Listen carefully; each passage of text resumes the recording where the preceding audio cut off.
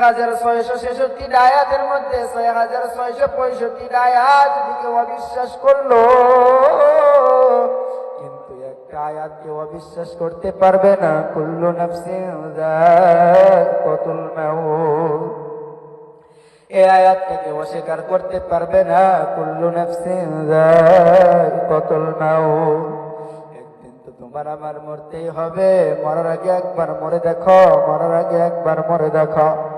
ও দুনিয়ার মানুষ, রাত্রিবেলা বালিশের উপর মাথা রেখে একবার চিন্তা করো, আমি যখন মরবো, আমি যখন দুনিয়ার জমিনে থাকবো না, আমি যখন কবরে চলে যাব, কবরে যাওয়ার পরে যে আমাকে 3টা প্রশ্ন করা হবে, আমি কি 3টা প্রশ্নের জবাবকে আমি দিতে পারবো?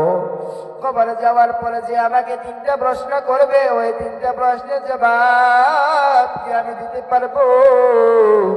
ওই কবরে যে অন্ধকার, সাথী নাই, বাতি নাই, শোয়ার বালিশ নাই, ওই ঘরে কি আমি থাকতে পারবো নাকি? ওই ঘরে কি আমি থাকতে পারবো? একবার রাতে বালিশের উপর মাথা রেখে একবার চিন্তা করো, ওই 3টা প্রশ্নের জবাব কি আমি দিতে পারবো? হযরতে আম্মা জান খাদিজাতুল কুবরা রাদিয়াল্লাহু তাআলা আনহা আমার রাসূলকে বলেছিলেন, ইয়া রাসূলুল্লাহ, ইয়া হাবিবাল্লাহ, আমি যখন ইন্তেকাল করব, আমার ইন্তেকালের সময় আপনার পাগড়ি মোবারকটা দিয়ে আমার দাফন কইরেন, আমার আপনার পাগড়ি মোবারকটা দিয়ে আমাকে দাফন কইরেন গো রাসূল। তখন আমার রাসূল জিজ্ঞাসা করলেন, খাদিজা,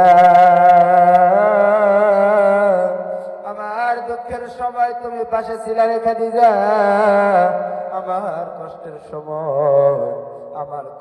সময় তুমি পাশে ছিলে রে খাদিজা, তোমার ইন্তেকালের সময় তুমি আমার একটা পাগড়ি মোবারক চাইতেছ, আমি তোমাকে পাগড়ি মোবারকটা দিয়ে দিব, কিন্তু খাদিজা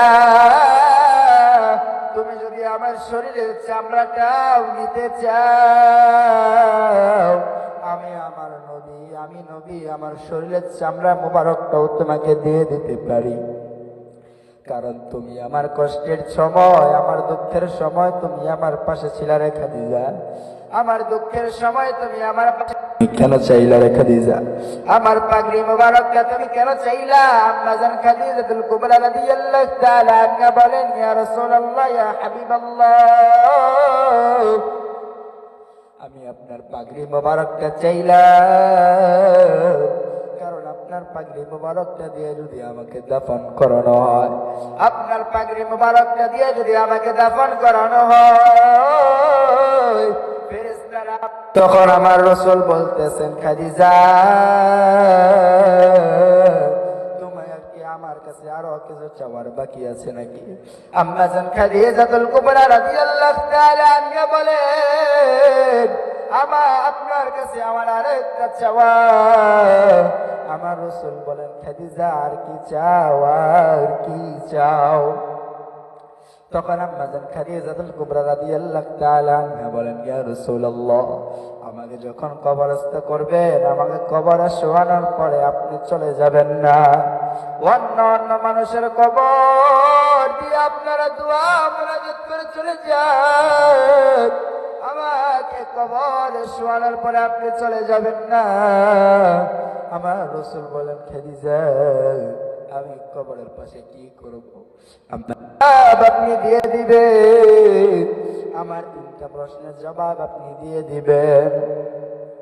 তখন আমার রাসূল বললেন, হ্যাঁ, এটাও তোমার কথা আমি শুনবো, কারণ তুমি আমার কষ্টের সময় পাশে ছিলা, তুমি আমার দুঃখের সময় পাশে ছিলা,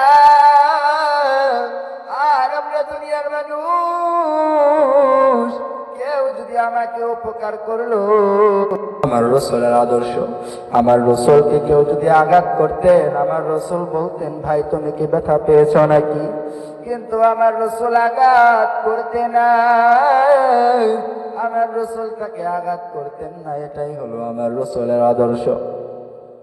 আমার রাসূল বলেন, খাদিজা, আমার দুঃখের সময় তুমি আমার পাগড়ি মুবারকটা আম্মা জান খাদিজাতুল কুবরা রাদিয়াল্লাহু তাআলা আনহাকে দিয়ে দাফন করলেন।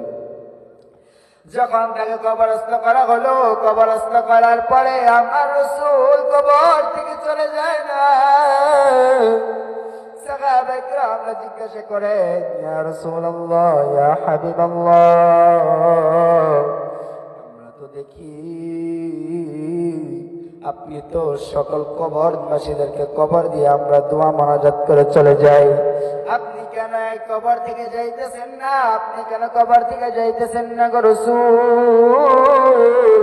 আমার রাসূল বলেন, ও সাহাবীরা রে, আমার দুঃখের সময় আমার খাদিজা আমার পাশে ছিল, আমার দুঃখের সময় খাদিজা আমার পাশে ছিল। খাদিজা আমাকে 2টা ওসিয়ত করে গিয়েছে, তার ইন্তেকালের সময় যেন আমার পাগড়ি মুবারকটা দিয়ে তাকে আমি দাফন করি। আর যেই পর্যন্ত মুনকার নাকির না আসবে ওই পর্যন্ত যেন আমি কবর থেকে না সরে যাই। আমি যেন খাদিজার 3টা প্রশ্নের জবাব দিয়ে আমি চলে যাই। যেই পর্যন্ত মুনকার নাকির না আসবে, যেই পর্যন্ত আমি 3টা প্রশ্নের জবাব আমি না দিব, ততক্ষণ পর্যন্ত আমি রাসূল খাদিজার কবর পাশ থেকে যাব না। তখন আমার আল্লাহ তাআলা জিবরাইলের মাধ্যমে জানাইলেন, ইয়া রাসূলুল্লাহ, ইয়া হাবিবাল্লাহ, ওগো আল্লাহর পয়গম্বর, ওগো আল্লাহর বন্ধু, আপনার এখানে থেকে আপনার এখানে চিন্তা করতেন আমি কি 3টা প্রশ্নের জবাব দিতে পারবো? তারাও চিন্তা করতেন আমার পক্ষে কি 3টা প্রশ্নের জবাব দেওয়া কি সম্ভব? কিন্তু আমাকে আপনাকে তো আল্লাহ তাআলা 3টা প্রশ্নের জবাব শিখার জন্য কবর দুনিয়ার জমিনে পাঠাইলেন। দুনিয়ার মানুষ 3টা প্রশ্নের জবাব না শিখে কবরে আইসো না। সেই 3টা প্রশ্ন হলো, মার রব্বুকা, বলো তোমার রবকে, ওয়া মান দীনুকা, বলো বলো তোমার দিন কি, ওয়া মান নবিয়ুকা, বলো বলো বলো বলো তোমার নবীকে। ওই দিন যদি 3টা প্রশ্নের জবাব দিতে পারি, কবরের সাথে জান্নাতের সাথে রাস্তা হয়ে যাবে। আর যদি 3টা প্রশ্নের জবাব না দিতে পারি, তাহলে ওই কবরটা জাহান্নামের গর্ত হয়ে যাবে।